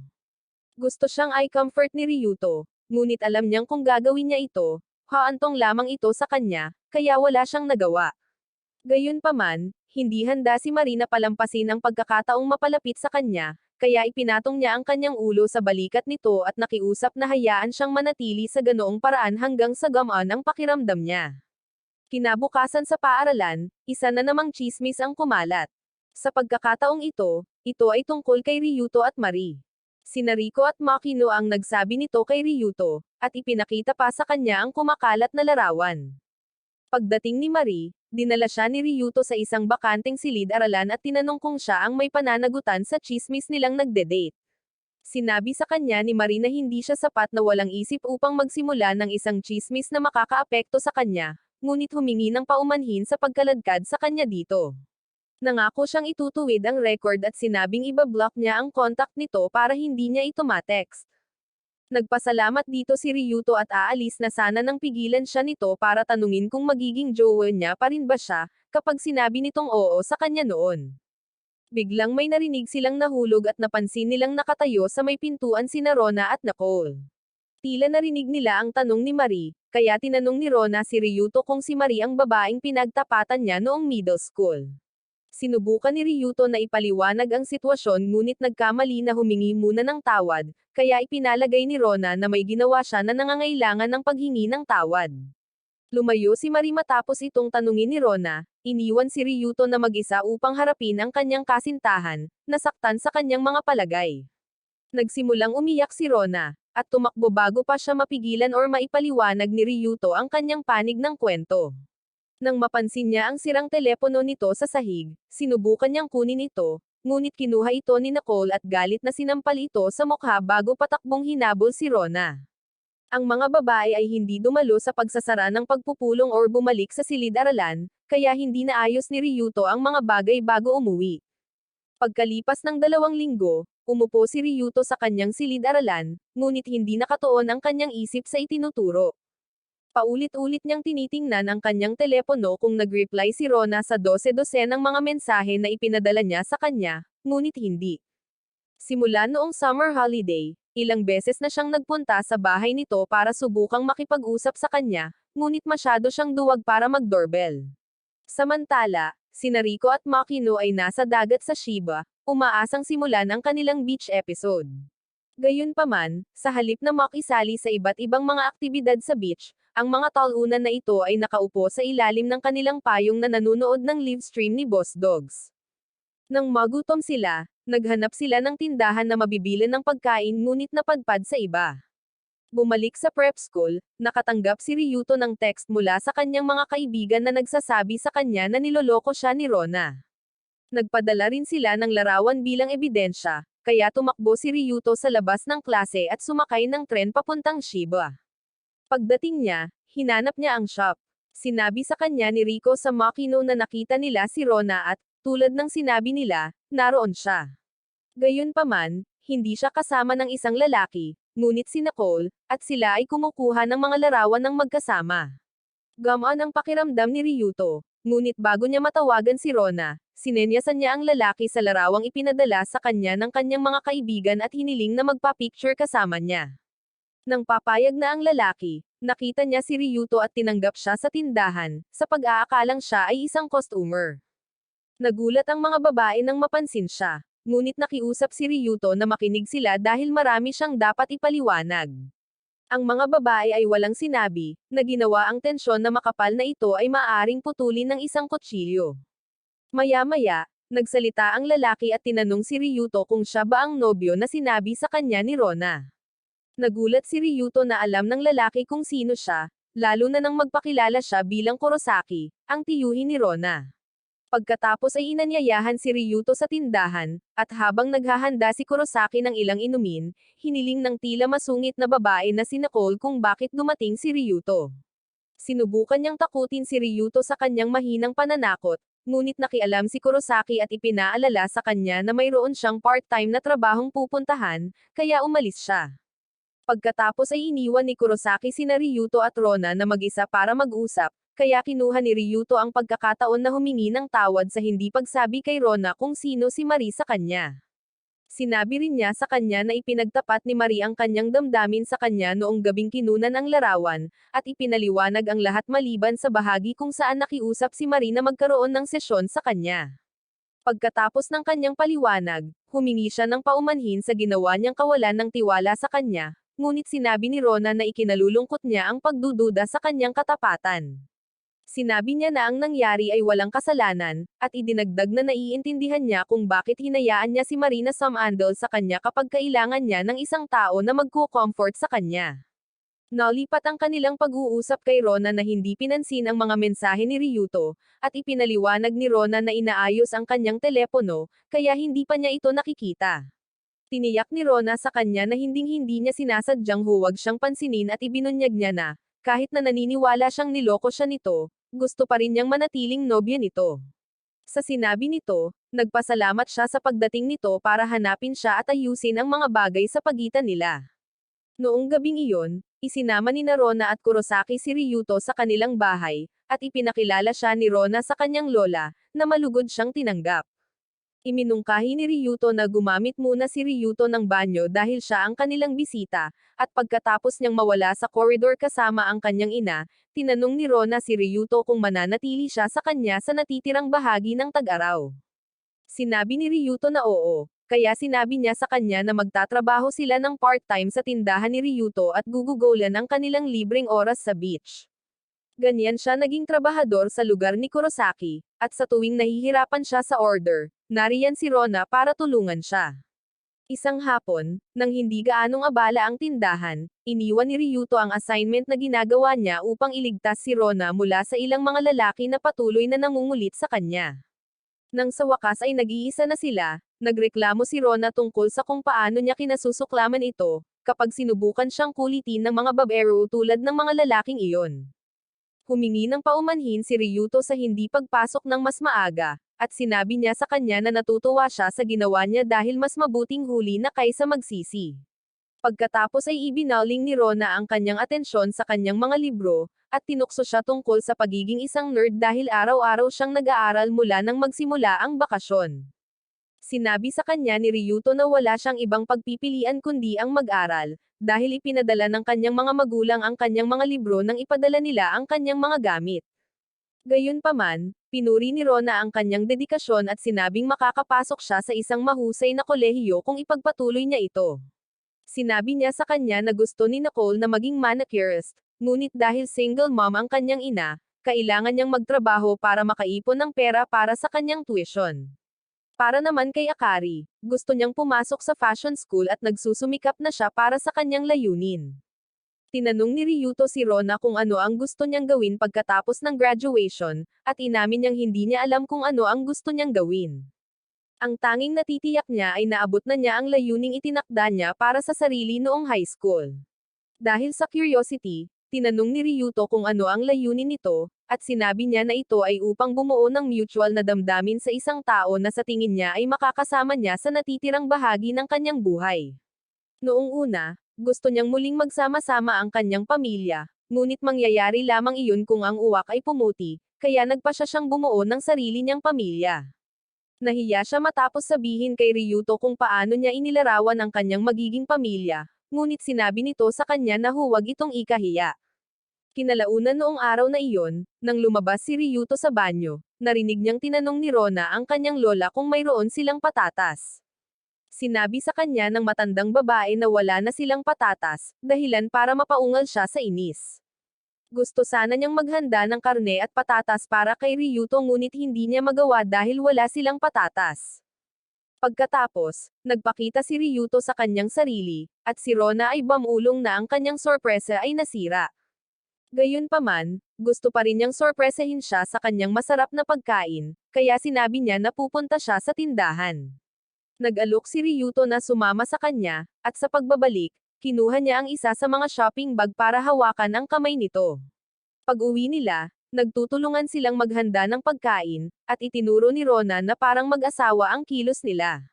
Dahil dito ay namula si Ryuto, ngunit nakita ni Rona ang kanyang reaksyon na kaibig-ibig at pinagtawanan siya. Sa lungsod, dumating si Marie sa bahay at pumunta sa kusina upang uminom, kung saan nagluluto ang kanyang ina. Sinabi sa kanya ng kanyang ina na tumawag ang kanyang lola, at tinanong kung bibisita sila sa kanya para sa tag-araw. Maganda raw kung bumisita sila bago ang summer festival para makasama ni Marie sina Rona at Ryuto. Nang marinig na ang kanyang kambal at ang kanyang crush ay nasa lugar ng kanyang lola, sinabi ni Marie sa kanyang ina na mayroon siyang naunang pakikipag-ugnayan at hindi maaaring maglakbay. Tumawag ang kanyang ina upang ipaalam sa lola na hindi sila pupunta, kaya sinabi ito ng matandang babae kina Rona at Ryuto. Gaya ng inaasahan, iniisip ng dalawa kung kinansela ba ni Marie ang biyahe dahil gusto niyang iwasan ang mga ito. Habang naghuhugos sila, isiniwalat ni Rona na ang araw na lumipat si Marie sa kanilang paaralan ay ang unang pagkakataon na nakita niya siya sa loob ng 2 taon. Sinabi niya sa kanya na magkaiba sila ng personalidad sa paglaki, ngunit mahal na mahal niya ang kanyang kapatid sa kabila noon. Ngayon pa lang, wala na siyang ibang gusto kundi ang kaibiganin si Marie. Ngunit sinabi sa kanya ni Ryuto na kailangan pa ni Marie ng panahon bago siya maging handa na muling buhayin ang kanilang magkapatid na relasyon. Pumayag si Rona, gayunpaman, iminungkahi niya na tulungan siya ni Ryuto na kaibiganin si Marie upang sila ay maging mas malapit, at kalaunan ay magtagpi-tagpi sa pagitan nila. Tuwang-tuwa si Rona nang ipaliwanag niya ang kanyang plano kaya nangako si Ryuto na tutulungan siya. Pagkatapos, umuwi si Kurosaki at ibinigay kay Rona ang kanyang cellphone, na kinuha niya habang pauwi.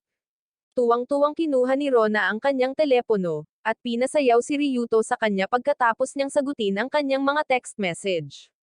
Makalipas ang ilang araw, iniabot ni Kurosaki kay Ryuto ang kanyang sweldo, at sa pag-uwi, huminto si Ryuto para bumili ng regalo sa anibersaryo nila ni Rona.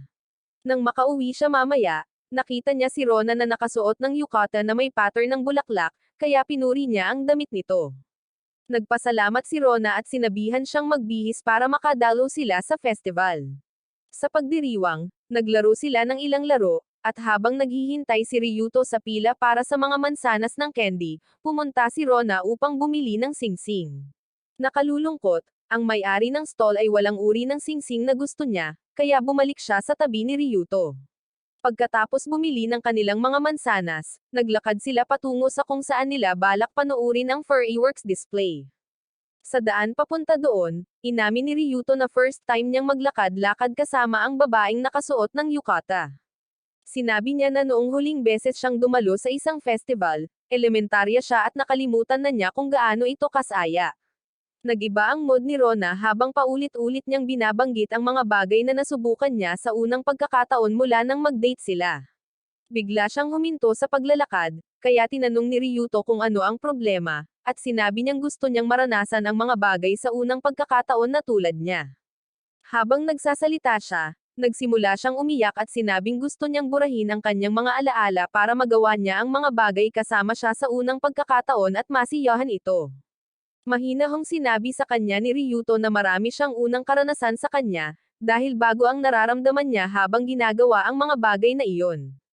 Sa susunod na sandali, inilabas ni Ryuto ang isang kahon ng singsing mula sa kanyang bulsa at iniharap sa kanya ang singsing sa loob.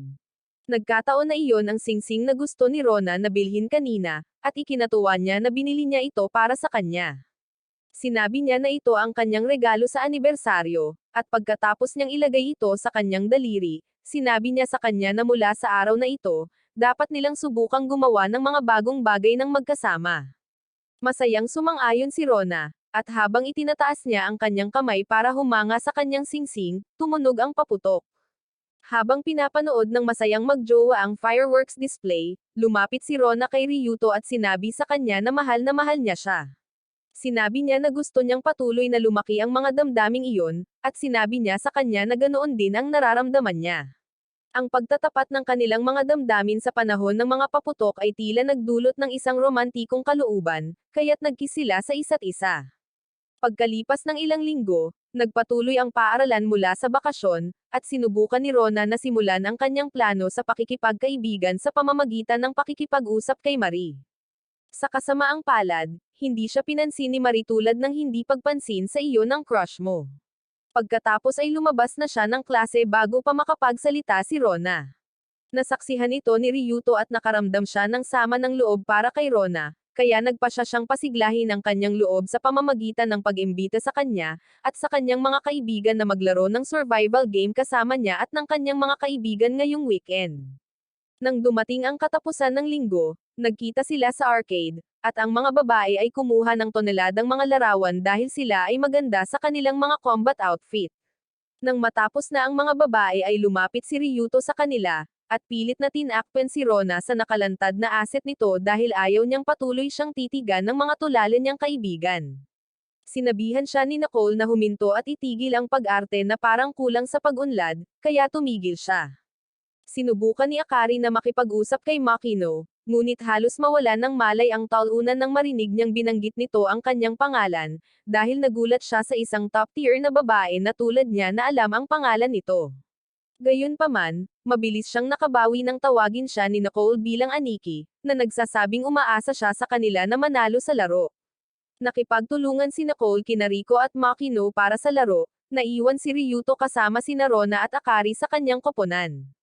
Sa panahon ng laro, gumalaw si Ryuto na parang isang taong nasa isang espesyal na unit ng ops at madaling pinabagsak ang mga lalaki. Nanatili sana siya sa laro kung hindi siya kumilos na parang isang disposable meat shield at not amon si Rona. Pagkatapos ay inilabas ni Nicole si Akari, at si Rona lang ang naiwan sa laro. Nangako si Rona na maghihiganti para sa kanyang mga kasama, at ginawa niya ito nang maubos ang mga pellets ng baril ni Nicole. Pagkatapos ng laban, humingi siya ng paumanhin kay Ryuto dahil hinayaan siyang matamaan, ngunit sinabi sa kanya ng proud na Ryuto na hindi ito mahalaga dahil sasaluhin pa niya ang granada para sa kanya. Bago ang ikalawang laro, pinutol ni Nicole ang kanyang mga kuko upang mas mahawakan niya ang kanyang baril at makatama ng may katumpakan. Kinuha niya ang rifle ni Rico at tiniyak na siya ang huling nakatayo nang matapos ang laro. Bago sila umalis sa shooting arcade, tinanong ni Rona ang kanyang mga kaibigan kung nakita na ba nila ang kanyang espesyal na hikaw. Sinabi niya na inilagay niya ang mga ito sa isang case sa loob ng kanyang bag, ngunit hindi niya ito mahanap. Kaya nagpa siya si Ryuto na hanapin ito. Hindi pa niya sinisimulan ang paghahanap nang ipahayag ni Rona na nakita niya ang hikaw sa loob ng kanyang bag matapos itong masusing halongkatin. Habang isinusuot niya ito, nagtaka si Ryuto kung bakit espesyal sa kanya ang hikaw at kung bakit sa isang tenga lang niya ito sinuot. Maya-maya, nagpaalam sina Ryuto at Rona sa kanilang mga kaibigan, at dahil hindi naman sila kailangang umalis kaagad, iminungkahi ni Rona na sumakay sila sa Ferris wheel sa parke. Habang nakasakay sila sa Ferris wheel, nagkiss sila. Pagkatapos, ipinatong ni Rona ang kanyang ulo sa kanyang balikat at sinabi sa kanya na mahal niya siya. Hiniling din niya sa kanya na tapikin ang kanyang ulo tulad ng nakita niyang ginagawa ng mga tao sa mga pelikula, at ginawa niya ito. Sa pag-uwi mamaya, sinabi ni Rona kay Ryuto na masaya siya na sa wakas ay gumagawa na sila ng mga bagong bagay ng magkasama. Nang banggitin niya na halos 3 buwan na silang magkasintahan, tinanong ni Ryuto kung ano ang gusto niyang gawin para sa kanilang anibersaryo. Sinabi ni Rona na tapos na siyang magplano ng mga anniversary date dahil espesyal ang bawat araw na kasama niya ito. Natuwa si Ryuto nang sabihin niya ito, at lalo pa nang sabihin ito sa kanya na baka first time niyang magmahal sa buhay niya. Habang pinapanood niya itong tumatakbo sa unahan, sinabi niya sa sarili na gusto niyang manatili siya sa tabi niya at kailangan niyang mag-aral ng mabuti para maging isang taong maaasahan niya. Kinabukasan, nagulat si Ryuto nang makita si Marie sa kanyang prep school, kaya sinubukan niyang iwasan ito sa pamamagitan ng paggapang sa sahig para makarating sa pinto. Paglabas pa lang niya ng klase ay hinarang siya ni Sekayo, isang dating estudyante sa kanyang paaralan. Inimbitahan siya ni Sekayo sa isang kafe para sa lumang panahon, at habang nag-uusap sila, isiniwalat ni Sekayo na siya ay kumuha ng gap year at kasalukuyang pumapasok sa mga prep class para maghanda para sa mga entrance exam sa kolehiyo. Nang matapos siyang magsalita tungkol sa kanyang sarili, tinanong niya si Ryuto kung bakit siya dumulas sa sahig na parang ahas. Ipinaliwanag ni Ryuto kung bakit niya ginawa ang kanyang ginawa at sinabi sa kanya ang tungkol sa magulo nilang relasyon ni Marie.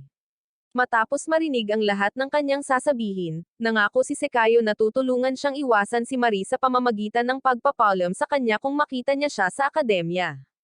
Sa susunod na linggo, hiniling ng homeroom teacher sa klase na magboluntaryo na maging bahagi ng komite sa pagpaplano para sa nalalapit na cultural festival. Si Marie ang unang nag-volunteer, pagkatapos ay sina Rona at Akari, na nag-nominate kay Ryuto dahil sinabi ni Nicole na may iba pa siyang dapat gawin. Pagkatapos ninamina ni Ryuto si Rico dahil gusto niyang gumanap na kupido, at tumulong na madagdagan ang pagkakataon ng kanyang kaibigan kay Akari dahil crush niya ito. Si Ryuto, Rona, at Marie ay inilagay sa komite ng pamphlet, at ang mga bagay sa pagitan nila ay naging awkward. Habang tinitingnan ang kanilang mga naunang disenyo ng pamphlet, tinanong ni Rona si Marie kung ano ang gusto niya.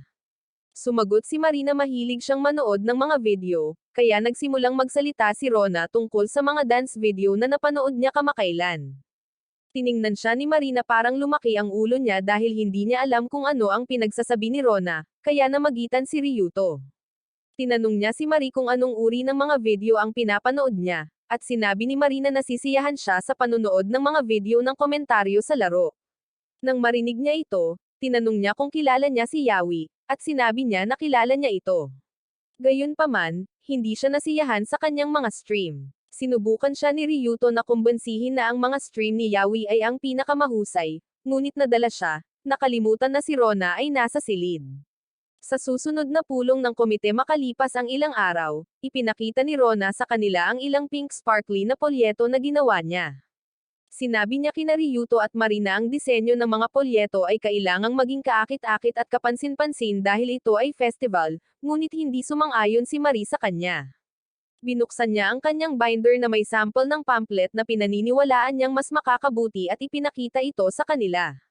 Pinaalalahanan niya si Rona na ang pagdiriwang ay hindi para sa mga babae lamang, kaya ang disenyo ng polyeto ay kailangang maging sophisticado at hindi katulad ng isang bagay na ipinagbabawal ng unicorn. Dahil ang dalawang babae ay naniniwala na ang kanilang disenyo ay ang pinakamahusay, hiningi nila si Ryuto para sa kanyang opinyon upang ayusin ang issue.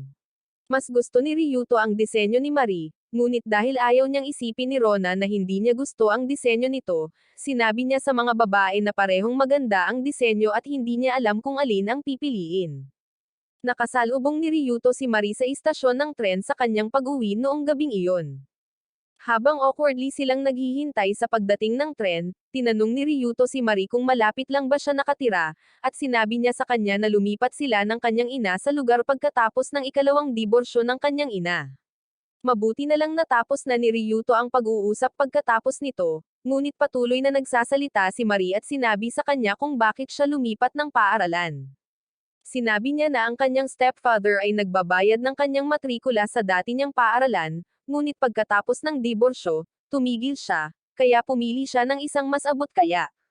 Ang pangalawang dahilan kung bakit niya piniling lumipat sa kanilang paaralan ay dahil gusto niyang maging masaya si Rona. Inamin niya na gusto niyang patawarin siya ni Rona sa mga masasakit na sinabi nito sa kanya noon na ikinagulat ni Ryuto. Tiningnan niya ito ng mabuti, at napagtanto niyang iba siya sa Marie na nagtangkang saktan ang kanyang kapatid ilang linggo na ang nakalipas. Ang pagkaunawang ito ay nakapagpaginhawa sa kanya dahil sigurado siyang magkakasundo ang magkapatid sa lalong madaling panahon. Nang sumunod na linggo, nagkaroon ng sports festival ang kanilang paaralan, at si Rona ay nakilahok sa karamihan ng mga kaganapan, habang si Ryuto ay nag-cheer sa kanya mula sa gilid. Sa panahon ng item relay, tinawag ni Rona si Ryuto papunta sa track, at magkasama nilang natapos ang karera, na nanalo sa unang pwesto para sa kanilang klase. Habang sinusubukan nilang maghabol ng hininga, pinasalamatan ni Rona si Ryuto sa pag-cheer sa kanya sa kanyang mga laro at ipinakita sa kanya ang kanyang papel, na humiling sa kanya na tapusin ang karera kasama ang taong gusto niya. Pagkatapos, may mga babae na tumawag kay Rona dahil nasa paligid ang kanyang ina at hinahanap siya. Samantala, nasa classroom si Marie na naghahanda para sa cheerleading event kasama si Akari at ang iba pang cheering squad. Pagkatapos magbihis, nagsimula silang maglakad ni Akari sa field ng magkasama, at sinabi niya kay Akari na nagboluntaryo siya para sa cheering team dahil darating ang kanyang ina para panoorin siya. Inisip ni Akari ay cute na gusto niyang magpasikat sa kanyang ina, pero inamin ni Marie na medyo nahihiya siya. Pagdating nila sa field, nawala ang ngiti sa mukha ni Marie nang makitang kausap ni Rona ang kanilang ina. Sinabi niya kay Akari na may nakalimutan siya sa silid-aralan, at tumakbo paalis bago pa matanong ng babae kung ano iyon. Walang kamalay-malay sa nangyari, tinanong ng kanilang ina si Rona kung nakita niya si Marie. Ipinaliwanag niya na pumunta siya dito sa festival dahil sinabi sa kanya ni Marie na kasali siya sa cheerleading event. Nagulat si Rona sa impormasyong ito, dahil hindi niya alam na kasali si Marie sa anumang kaganapan. Nang banggitin ng kanyang ina na babalik siya sa trabaho sa lalong madaling panahon, hiniling siya ni Rona na maghintay habang hinahanap niya si Marie. Sumama sa kanya si Ryuto, kaya naghiwa-hiwalay sila para madali siyang makita. Natagpuan ni Ryuto si Marie sa rooftop, ngunit nang ipaalam nito sa kanya na hinahanap siya ng kanyang ina, wala itong ipinakitang reaksyon. Sa halip, nagsimula siyang magsalita tungkol sa kung paano siya nakaramdam ng selos nang makita si Rona na kasama ang kanyang ina, at inamin niyang ayaw niyang malaman ng kanilang ina na mayroon silang tampuhan. Sinubukan siyang kumbensihin ni Ryuto na makita ang kanyang ina, ngunit sinigawan niya itong umalis, sinabing wala itong negosyong nakikialam sa kanyang mga gawain. Nakipagtalo si Ryuto na ginawa niya ito dahil kaibigan niya ito, at inaalagaan niya ito. Pinilit nitong aminin na mayroon pa rin itong nararamdaman para sa kanya at kung patuloy itong magiging mabait sa kanya, mas mahuhulog ito sa kanya.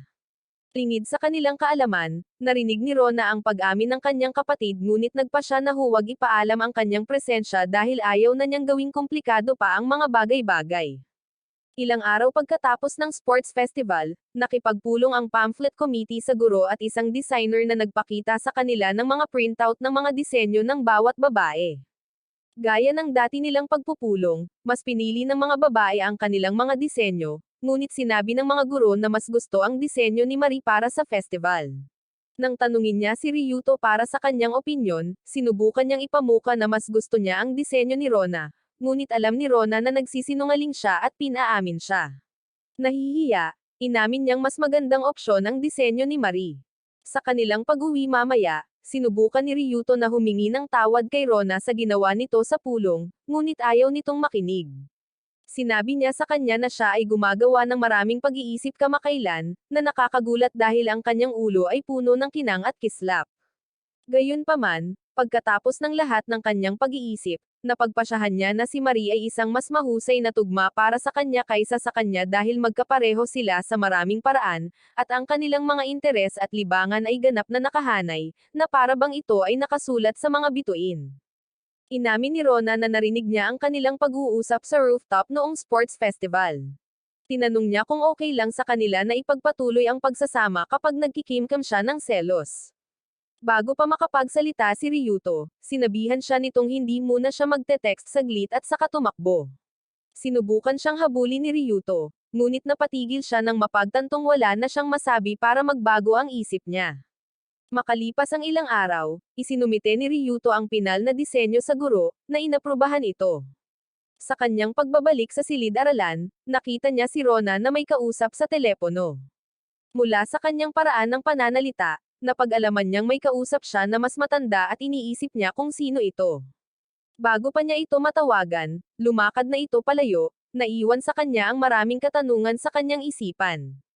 Naisip niyang tanungin si Nicole tungkol dito sa paglilinis ng duty mamaya sa araw na iyon, ngunit natakot siya na baka awayin siya nito sa nangyari sa pagitan nila ni Rona.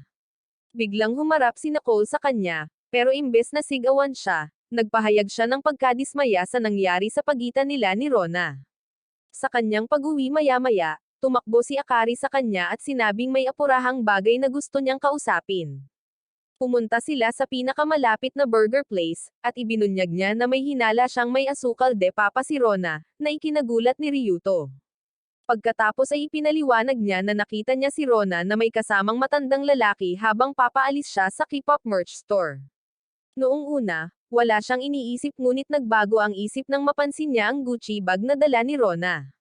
Inilarawan ni Akari ang lalaki bilang isang matangkad na Giga Chad, kaya ipinakita sa kanya ni Ryuto ang isang larawan ni Kurosaki at tinanong kung siya ang kanyang nakita.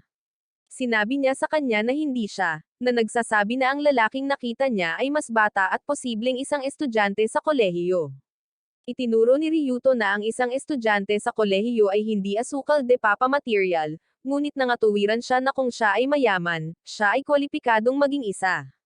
Tinanong ni Ryuto kung talagang naniniwala siya na si Rona ang tipo ng babae na may asukal de papa, at sinabi niya na si Rona ay isang sweet na babae na hindi marunong tumalikod sa mga tao kapag sila ay naging mapilit. Sinabi ni Akari na napilitan siyang sabihin sa kanya ang kanyang nakita, dahil alam niyang masama ang mga bagay sa pagitan nila ni Rona at natatakot siyang gumawa si Rona ng isang bagay na pagsisisihan niya. Nagpasalamat si Ryuto sa kanyang pagiging concerned na kaibigan at sinabi sa kanya na nagtitiwala siya kay Rona. Gayunpaman, kung nagpa siya si Rona na may kasamang iba, siya lang ang dapat sisihin. Pagkaalis ng burger place, tinawagan ni Ryuto si Sekayo at sinabing kailangan niya ng tulong. Nang dumating ang araw ng pagdiriwang, inimbitahan ni Ryuto si Sekayo sa paaralan upang tulungan siyang malaman kung totoo ang hinala ni Akari.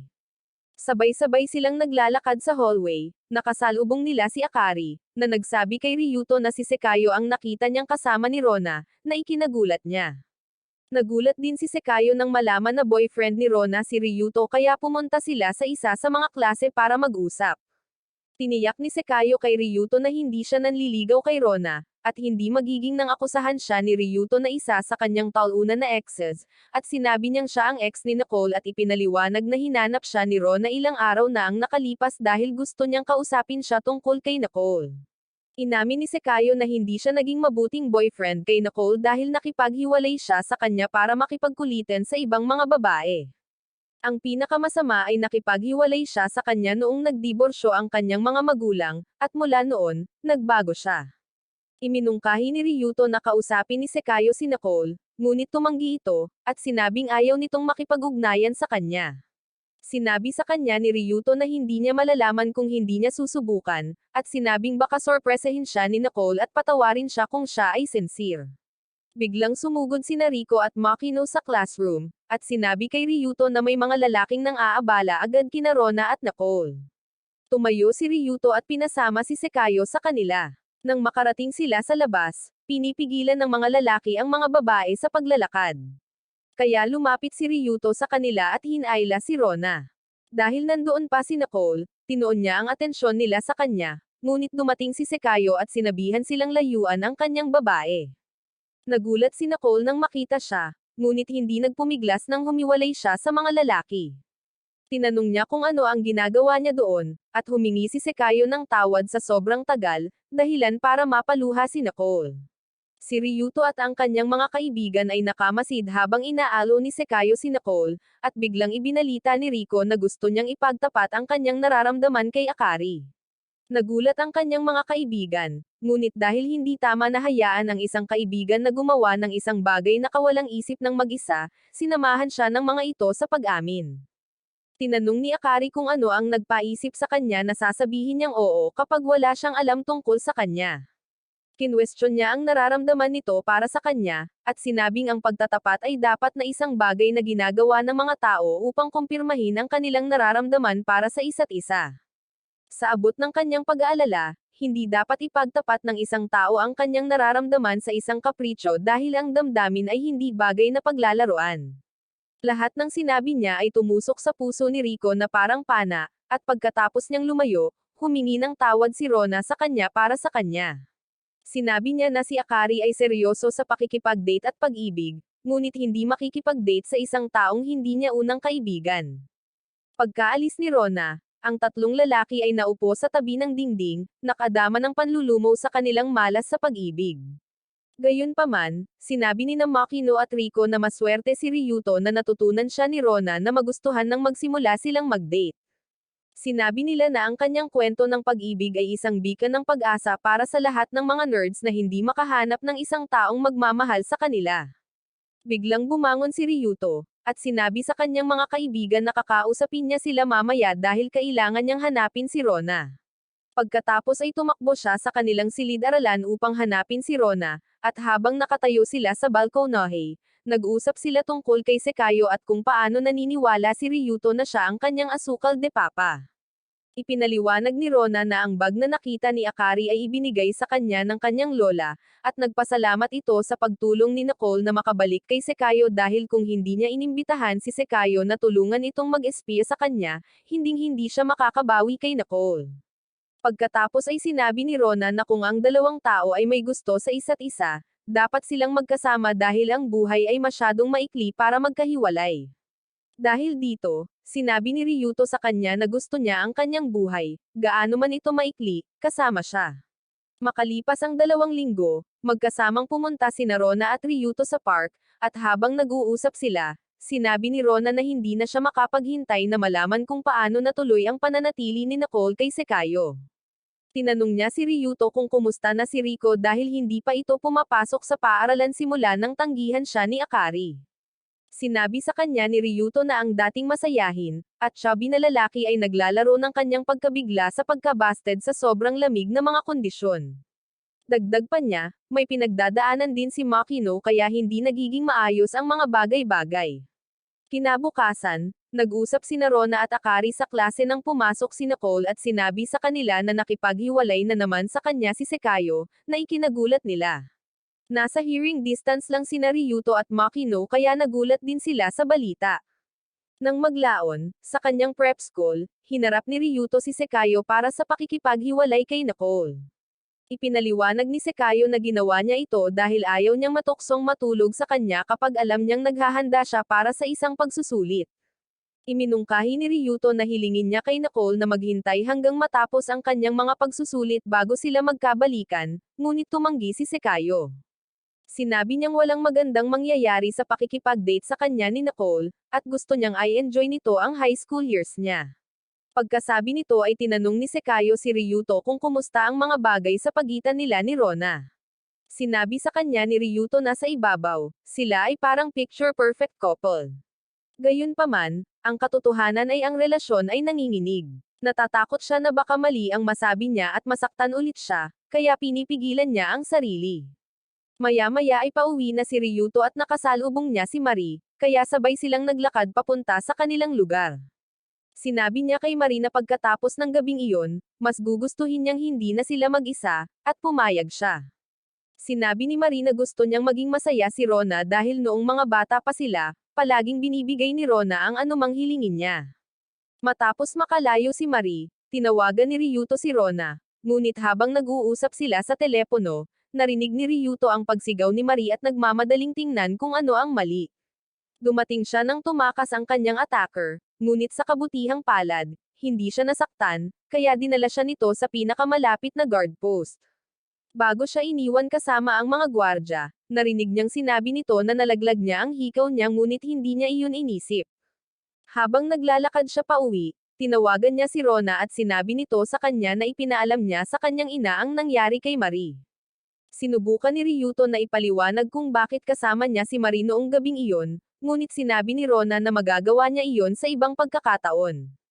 Pagkatapos ay hiniling niya sa kanya na makipagkita sa kanya sa Sabado bago siya pumunta sa kanyang prep school, dahil mayroon itong mahalagang pag-uusapan sa kanya. Pagdating ng Sabado, nakatagpo ni Ryuto si Rona sa parke at sinubukang ipaliwanag kung bakit niya nakita si Marie noong gabing inatake siya, ngunit sinabi ni Rona na ayaw niyang malaman. Pagkatapos ay sinabi ni Rona na gusto niyang makipagkita sa kanya para sabihin sa kanya na makikipaghiwalay na siya sa kanya.